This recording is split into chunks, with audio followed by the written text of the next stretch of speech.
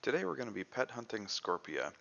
Now the main factor in this boss is going to be prayer, since you can protect from most damage, so bring low cost prayer gear like this, Book of Darkness, Trident of the Swamp. You can even use a regular trident. Anything above that's probably going to be overkill in my opinion. But if you are going to use like a Harmonized Nightmare Staff or Thammaron Scepter, you probably are going to want Tome of Fire.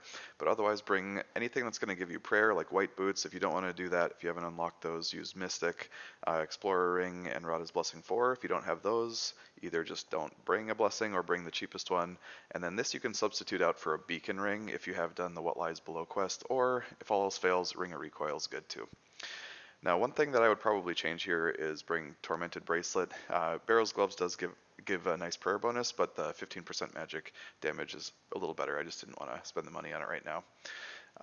But then for your head, you can bring a Slayer helmet if you are on task, or like a meter or something. But personally, I think the cream hat looks fly as fuck, so I'm going to wear that.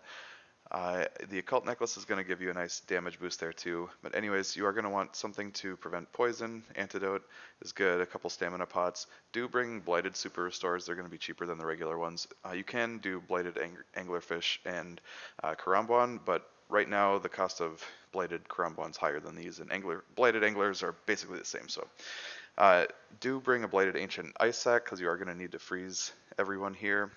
You can bring Black D'hide in order to try to escape PKers, as well as Wilderness Sword and Lockpick to get in the Magic Axe Hut, because you are going to get PK'd. I mean, let's face it, the pet drop rate's pretty low, and PKers are here all the time. I'm one of those idiots. It's just easy pickings, so you are going to get hit at some point. So make sure that you're bringing things that you are okay with losing. Make sure you get your imbued cape if you are bringing that, because those are a pain to get. So 250k loss roughly, not too bad.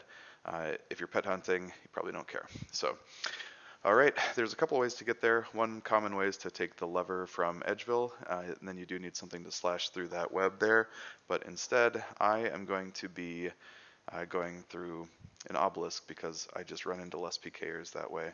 So I'm going to set my destination to 50 wild and hop there. And make sure to turn on Protect Item as soon as you go, or even before you go. I've got it as my quick prayer.